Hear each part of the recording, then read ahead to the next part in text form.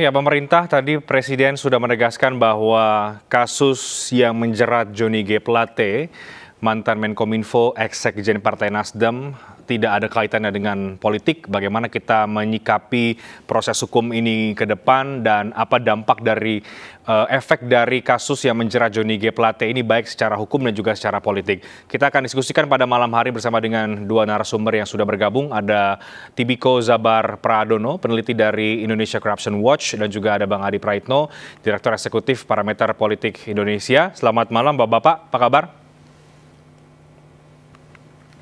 Malam, Ya. kabar baik. Kita juga masih menunggu nanti bergabungnya Komisi 3 DPR RI dengan Bung Habibur Rahman dari Partai Gerindra.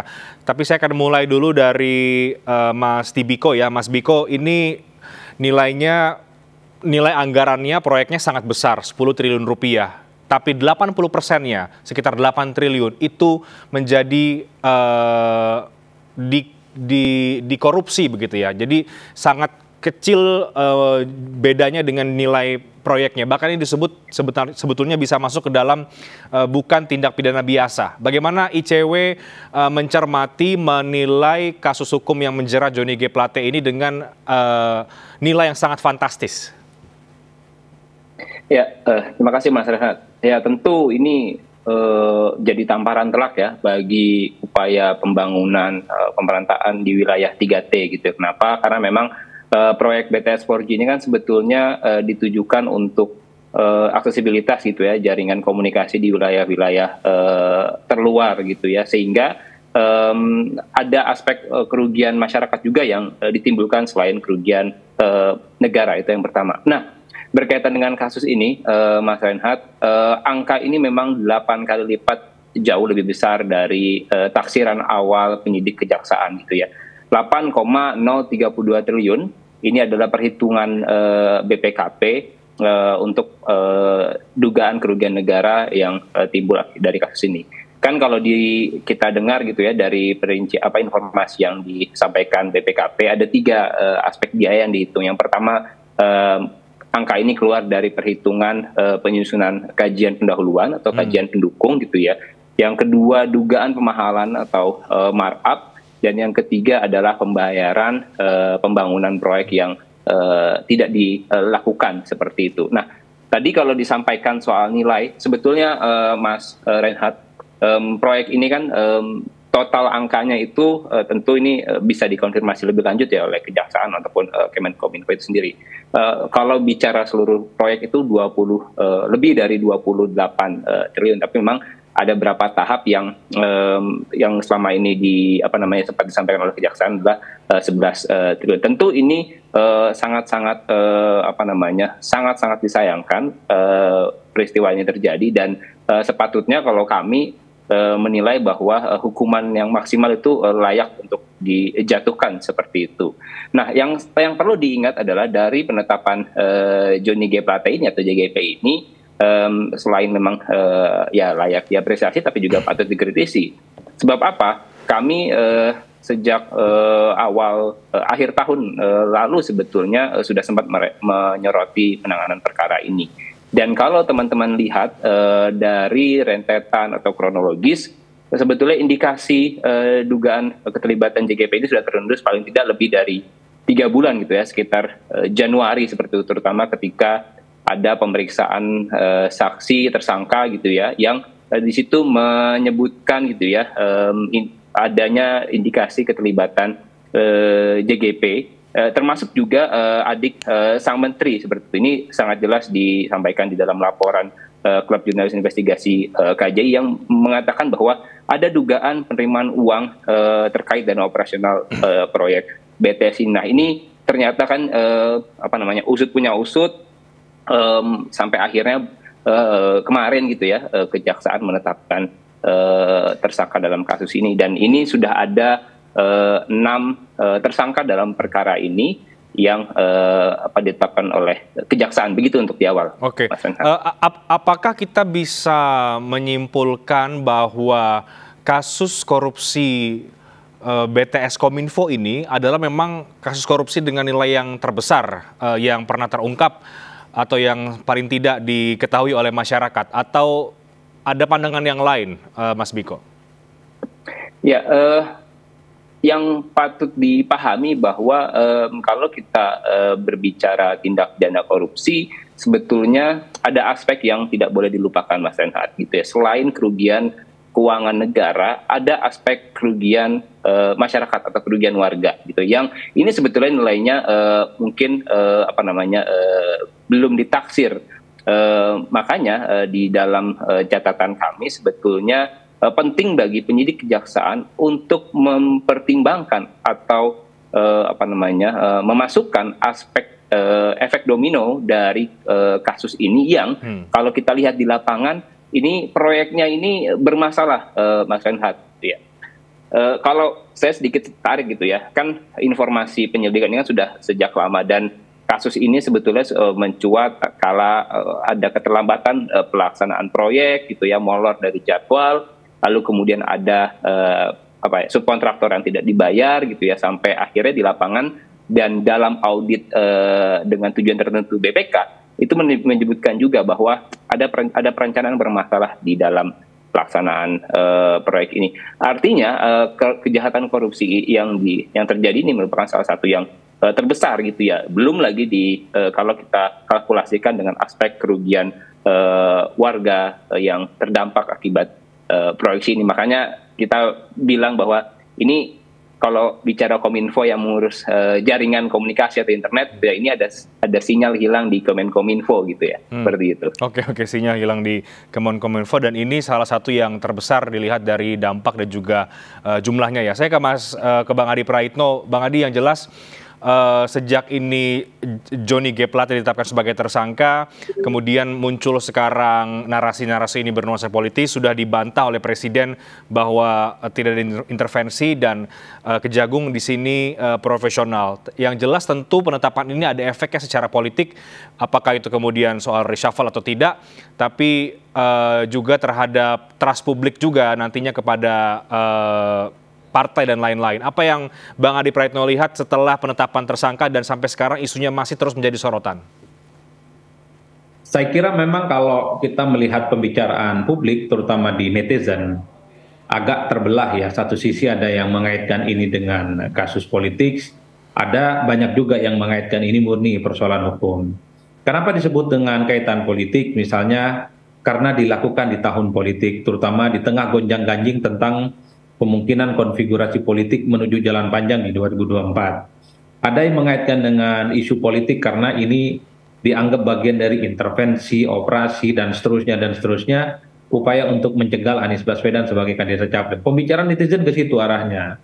Kan itu yang kemudian ramai, Reinhardt. Tapi bagi saya secara umum, ini memang murni kasus hukum ya. Karena kalau kita mendengar dari pernyataan dari penyidik kejaksaan kemarin bahwa penyelidikan yang terkait dengan korupsi BTS ini sebenarnya sudah dilakukan di bulan Juni dan Juli. Ada indikasi-indikasi yang sudah merugikan negara yang cukup fantastis dan cukup luar biasa.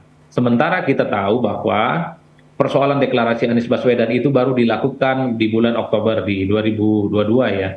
Itu artinya apa? Penyelidikan yang terkait dengan kasus korupsi ini sebenarnya sudah 2 bulan, 3 bulan sebelum jauh-jauh hari bicara tentang kongsi pencapresan yang dilakukan oleh Anies itu. Karenanya dalam banyak hal memang saya selalu mengatakan ini murni kasus hukum ya, sekalipun ini terjadi di tahun politik yang tarikannya selalu tarikan politik. Biasanya Reinhardt dan Mas Biko, kalau ada politisi dari partai politik tertentu terkait dan tersangkut kasus hukum, pasti tuduhannya politis. Dulu misalnya ketika ada sejumlah kader Golkar misalnya terjaring kasus korupsi, Aziz Samsudin, kemudian wali kota di Bekasi, ada argumen yang dibangun, oh itu ada operasi terhadap kuning. Kan pastinya begitu ya, ada kader partai politik tertentu disasar dan seterusnya. Ini yang juga bagian dari konsumsi politik. Ini agak ramai memang karena jelang 2024 Pak Johnny Plate, sekjen sebuah partai politik yang menginisiatifi satu poros politik yang berbeda dari pemerintah. Tapi overall bagi saya, sehebat apapun persaingan politik di level elit, selama para politisi-politisi itu bersih, sekalipun berbeda pandangan dengan penguasa, berbeda pandangan dengan pemerintah, janganlah pernah takut untuk terlibat kasus hukum. Janganlah takut bahwa kasus hukumnya itu bagian dari intervensi atau apapun. Kita ingat persis ya, ketika beberapa tahun lalu, ketika Fahri Hamzah dan Fadlizon menjadi pimpinan DPR, hampir 5 tahun penuh mengkritik Jokowi. Hampir setiap saat mengkritik Jokowi. Tapi kedua orang ini aman dari kasus hukum karena bersih, karena clear, tidak pernah tersangkut kasus-kasus hukum apapun. Bahkan sampai saat ini Fadlizon dan Fahri Hamzah nyaris tidak pernah tersangkut hukum. Bahkan isu-isu yang terkait dengan korupsi dengan mereka pun juga tidak pernah ada perbincangan dalam publik. Oleh karena itu, jika ada politisi berseberangan dengan pemerintah, terkena kasus hukum, divonis cukup berat, apalagi kerugian negara cukup luar biasa, ya agak sumir kalau kemudian menuduh itu bagian dari proses hukum. Kalau buktinya ada, kerugiannya 8, triliun, fakta-faktanya ada, sudah ada 5 orang sebelumnya sudah ditetapkan sebagai tersangka gitu ya. Ini adalah fakta politik dan fakta hukum yang kemudian seringkali disimpang siurkan oleh publik. Tapi selama posisi itu bersih, sekalipun keras, sekalipun partai politiknya mulai berbeda, jangan pernah takut, jadi tidak akan ada persoalan apapun. Masalahnya ini clear, ada kasus hukum, faktanya ada kok gitu ya. Yang kemudian membuat negara begitu banyak tingkat kerugiannya.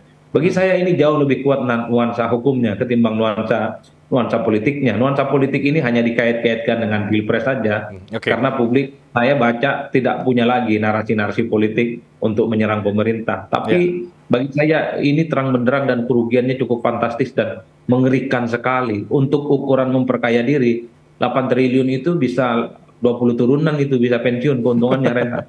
Ya, nanti kita bahas lagi soal nilai yang fantastis ini ke Mas Biko, tapi saya masih mau ke Bang Adi. Sesuai dengan judul kita ya, ini kita membongkar proyek yang bahkan sekarang sudah disebut menjadi bancakan begitu, karena diduga kemudian mengalir ke banyak pihak termasuk ke partai tempat Johnny G. Plate bernaung. Yang jelas tentu ini akan berdampak ya, Bang Adi Praetno, terhadap eksistensi Partai Nasdem, apalagi mau masuk ke tahun politik. Seberapa besar dampaknya ini bagi eksistensi partai, mengingat yang sekarang juga didorong adalah aliran dana ini diduga kemudian mengalir ke sejumlah elit partai yang sama, tempat Plate bernaung. Tentu ini akan memberikan citra yang buruk terhadap partai tersebut, Bang Adi. Saya kira 3 hal ya, Konrad. Setiap elit partai terjaring kasus korupsi, pasti publik itu berharap semoga ungkapan-ungkapan soal terkait dengan aliran korupsi ini ditelusuri ke partai bersangkutan. Dulu waktu misalnya kader PDIP, Edi Prabowo, juga muncul, jangan-jangan misalnya korupsinya mengalir ke partai. Begitupun ketika PDIP, Juliari juga terjaring kasus korupsi bansos, publik juga ramai-ramai, jangan-jangan juga mengalir ke partai. Begitupun dengan Golkar, ketika Aziz Samsudin juga tertangkap sebagai tawanan KPK, juga bicara tentang kemungkinan aliran ke partai. Begitupun dengan Imam Nahrawi, ketika saat itu misalnya jadi menterinya Jokowi, juga dikaitkan dengan bagaimana kemungkinan aliran dana itu ke partai, termasuk hari ini. Makanya publik minta kepada kejaksaan untuk terang benderang, follow the money. Kira-kira kemana arah uang yang cukup luar biasa 8, triliun itu mengalir. Karena kalau untuk mengukur apakah ini buat kepentingan pribadi, rasa-rasanya terlampau besar, terlampau fantastik harganya. Oleh karena itu saya setuju dengan pernyataan sejumlah elit Nasdem, bongkar setuntas-tuntasnya soal aliran dana BTS yang katanya ini menjadi bancakan gitu. Usut dari ujung ke ujung.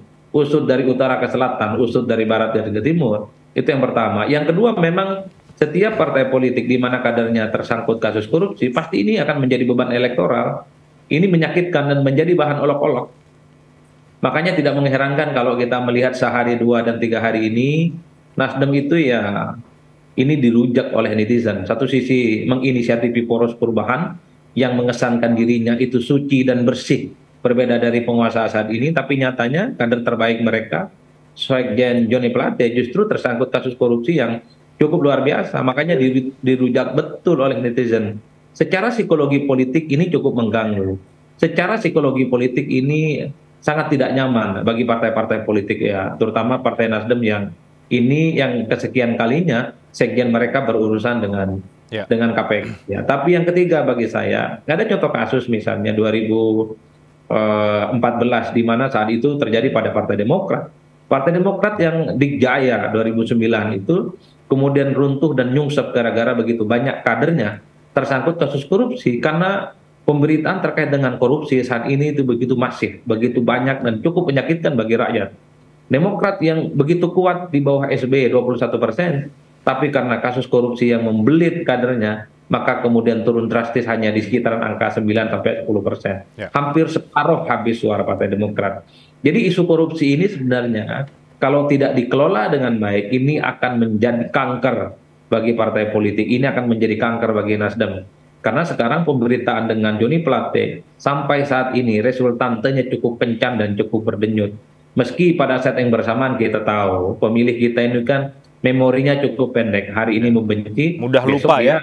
Bahalan betul. Karena sudah banyak kasus kader-kader partai terjaring kasus korupsi, nyatanya partainya masih kuat, Reinhardt. Oke, Anda mau katakan bahwa berangkat dari apa yang terjadi pada Demokrat, bahasanya nyungsep tadi yang Bang Adi katakan, itu bisa terjadi pada Partai Nasdem efek dari korupsi Johnny G. Plate? Sangat mungkin, tergantung bagaimana mengelola isu dan recovery mesin politik. Ini karena memukul, membuat sakit hati mesin partai. Mereka ini kemudian lemah lesu, satu sisi menghadapi poros perubahan yang tidak kunjung usai, tapi pada saat yang bersamaan, Reinhardt, ini kan citra partai Nasdem justru sangat terganggu. Bisa kita cek dalam pembicaraan-pembicaraan di media sosial, sentimennya cukup negatif ya. Oleh karena itu bagaimana reorganizing ataupun bagaimana recovery isu untuk mengkantar isu-isu negatif ini menjadi penting. Apakah Partai Nasdem mampu mengelola ini supaya bisa terhindar dari apa yang pernah terjadi dengan Partai Demokrat beberapa tahun silam. Kuncinya itu tadi, masyarakat kita itu cenderung memorinya pendek, suka melupakan apa yang terjadi hari ini, dan besoknya bisa berubah haluan politiknya. Tapi yang jelas ini sangat tergantung bagaimana manajemen isu, manajemen konflik, dan bagaimana membangun diskursus dan narasi politik. Apakah persoalan Johnny Plate ini hanya selesai dengan persoalan-persoalan narasi politik itu. Kan kita ketika Roma Hurmuzi, Ketua Umum P3, sebelum pemilu jadi tersangka, orang menyangka bahwa P3 itu tidak akan lolos parlemen, nyatanya lolos. Ketika Golkar misalnya Idrus Marham dan Ketua Umum mereka, Setia Novanto, terjaring kasus korupsi oleh KPK, 6 bulan sebelum pencoblosan di 2019, nyatanya Golkar juga keluar sebagai partai nomor 3 gitu ya, perolehan di Pileg 2019 yang lalu. Memorinya pendek masyarakat kita, tapi kalau tidak dikelola dengan baik, ini akan menjadi tsunami dan akan menjadi kanker dalam politik elektoral. Bergabung bersama dengan kami juga ini ada Bang Habibur Rahman, anggota Komisi 3 DPR RI dari fraksi Partai Gerindra.